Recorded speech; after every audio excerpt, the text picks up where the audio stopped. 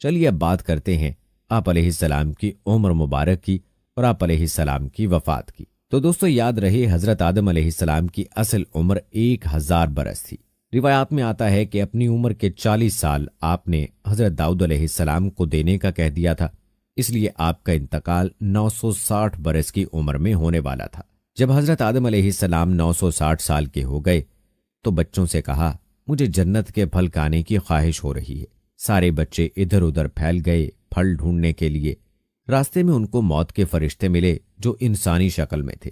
انہوں نے کہا کہ واپس جاؤ، حضرت آدم علیہ السلام کی موت کا وقت قریب ہے۔ فرشتوں نے حضرت آدم علیہ السلام کی روح قبض کی، غسل دیا، خوشبو لگائی اور دفنا دیا۔ آپ علیہ السلام کی موت کے بعد حضرت شیس علیہ السلام کے سر پر نبوت و خلافت کا تاج سجایا گیا۔ کہا جاتا ہے کہ حضرت آدم علیہ السلام کی وفات کے 1 سال بعد حضرت حوا علیہ السلام کا بھی انتقال ہو گیا۔ دوستو روایات کے مطابق حضرت شیس علیہ السلام حسن و جمال، شکل و صورت اور عادات و اطوار میں اپنے والد حضرت آدم علیہ السلام سے بہت مشابہ تھے۔ حضرت آدم علیہ السلام اور حضرت حوا علیہ السلام کو آپ علیہ السلام سے بہت محبت تھی، کیونکہ آپ علیہ السلام کے لیے حضرت آدم اور اماں حوا علیہ السلام نے بہت دعائیں کی تھیں۔ اسی لیے اماں حوا علیہ السلام نے آپ کا نام شیس رکھا، جس کے عربی میں معنی عطیہ خداوندی کے ہیں، یعنی اللہ تعالیٰ کی جانب سے عطا کیا گیا خوبصورت اور خوبصیرت تحفہ۔ دوستو کہتے ہیں کہ حضرت آدم علیہ السلام کے بیٹے قابیل نے اپنے بھائی حابیل کو قتل کر دیا، تو اللہ تعالیٰ نے اسے کوے کے ذریعے بھائی کی لاش دفنانے کا طریقہ بتایا، جس پر عمل کرتے ہوئے اس نے لاش دفنا دی۔ قابیل کو اس بات کا خوف تھا کہ والد اس پر غصہ کرے گا، لہٰذا وہ یمن فرار ہو گیا، جہاں اس نے سکونت اختیار کی اور بعد ازاں اس نے شادیاں بھی کی، جن سے اولاد قصیر پیدا ہوئی۔ قابیل نے اپنے والد کے دین حق سے بغاوت کر کے پہلے آتش پرستی شروع کی، پھر شیطان نے اسے پتھر سے بت بنانے کا طریقہ سکھا دیا۔ یوں قابیل اور اس کی اولاد نے ایک اللہ کو چھوڑ کر بت پرستی شروع کر دی۔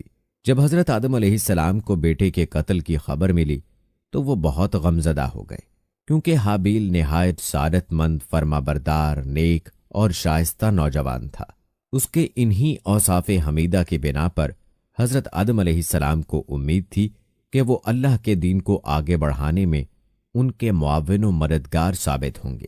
نیز بعض روایات کے مطابق حابیل کی شہادت کا بنیادی سبب یہی تھا کہ قابیل کو بھی اندازہ ہو چکا تھا کہ والد کے بعد نبوت کا تاج نیک سیرت حابیل ہی کے سر سجے گا، اور اسی حسد نے اسے بھائی کے قتل پر ابھارا۔ حابیل کے قتل کے بعد حضرت آدم علیہ السلام اور اماں حوا علیہ السلام بہت اداس رہا کرتے اور بیٹے کو یاد کر کے گھنٹوں آنسو بہایا کرتے تھے۔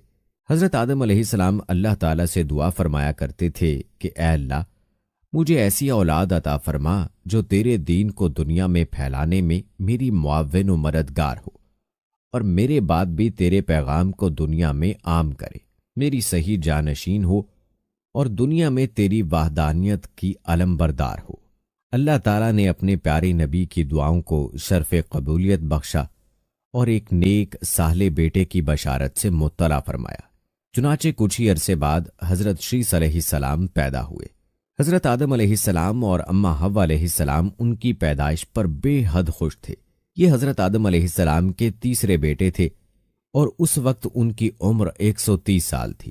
اماں حوا علیہ السلام نے صاحبزادے کا نام شیس رکھا، جس کے عربی میں معنی عطیہ خداوندی کے ہیں، یعنی اللہ تعالیٰ کی جانب سے عطا کیا گیا خوبصورت و خوبصیرت تحفہ۔ حضرت شیس علیہ السلام حسن و جمال، شکل و صورت اور عادات و اطوار میں اپنے والد سے بہت زیادہ مشابہ تھے۔ حضرت آدم علیہ السلام اور حضرت حوا علیہ السلام کو آپ علیہ السلام سے بہت محبت تھی۔ کہا جاتا ہے حضرت آدم علیہ السلام حضرت شیس علیہ السلام کو ہر وقت اپنے ساتھ رکھتے۔ آپ علیہ السلام کو اس بات کا علم ہو چکا تھا کہ ان کی اولاد میں سے یہ بچہ ان کا جانشین ہوگا، چنانچہ انہوں نے شروع ہی سے ان کی تربیت پر خصوصی توجہ دی۔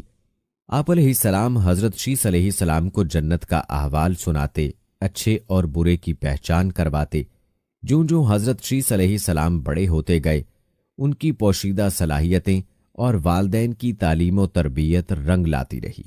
حضرت آدم علیہ السلام نے ان کو درس و تدریس اور واعظ و تبلیغ کی خوبصورت اور منفرد طریقے سکھائے، انہیں دن رات کی گھڑیوں کی پہچان کروائی، ان اوقات میں ہونے والی عبادتوں کی تعلیم دی۔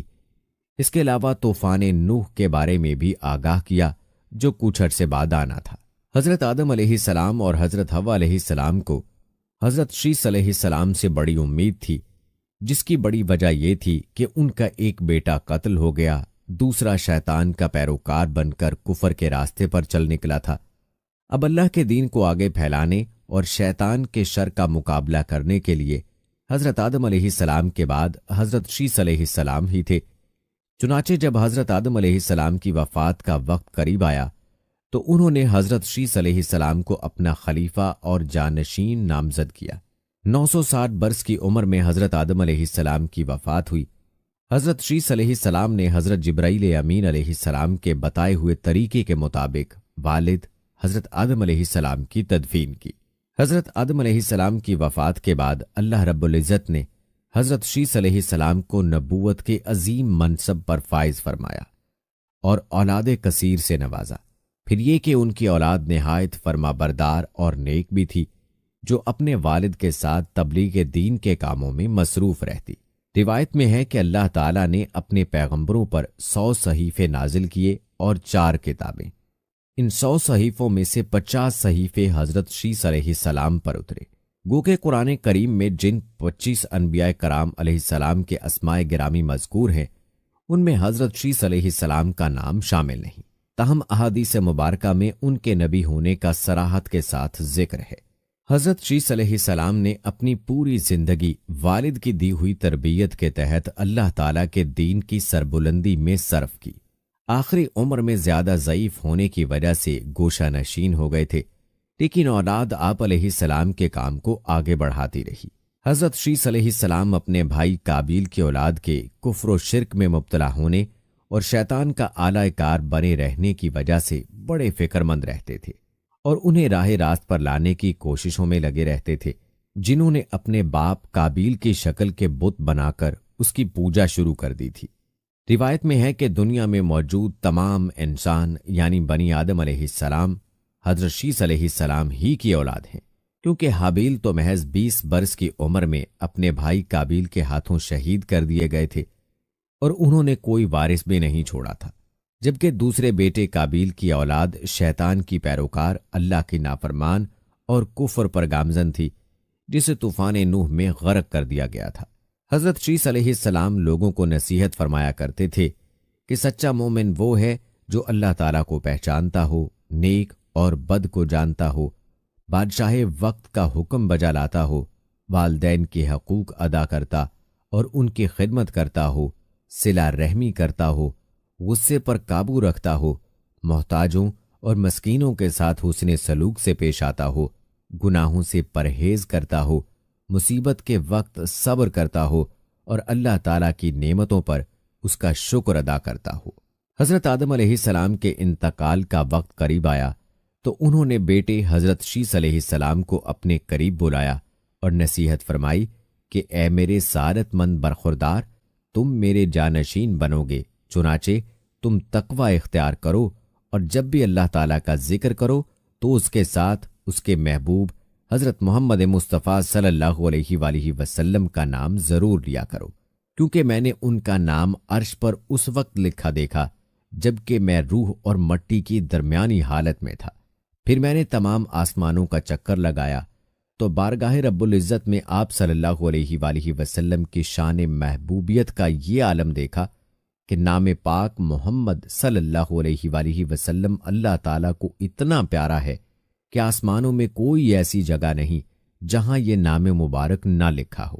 میرے رب نے مجھے جنت میں رکھا تو میں نے جنت میں کوئی محل، کوئی بالا خانہ، کوئی دریچہ ایسا نہ دیکھا کہ جس پر اسم محمد صلی اللہ علیہ وآلہ وسلم تحریر نہ ہو۔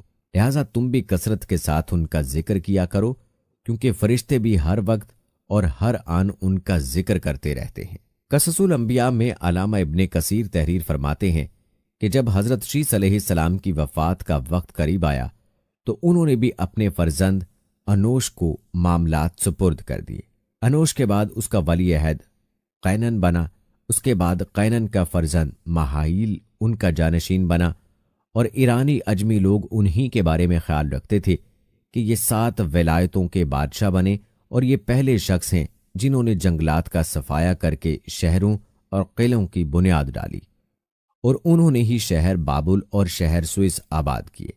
ابلیس اور اس کے لشکریوں، جنوں وغیرہ کو بھی مار مار کر انسانی آبادی سے بھگا کر ویرانوں اور گھاٹیوں میں دھکیل دیا۔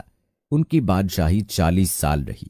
جب وفات کا وقت قریب آیا تو انہوں نے اپنے فرزند اخنوخ کو اپنا جانشین مقرر کیا اور انہیں مختلف کاموں کی انجام دہی کے حوالے سے وصیت کی۔ مشہور اقوال کے مطابق یہی اخنوخ حضرت ادریس علیہ السلام تھے، جنہیں حضرت شیس علیہ السلام کے بعد اللہ نے نبوت سے سرفراز فرمایا۔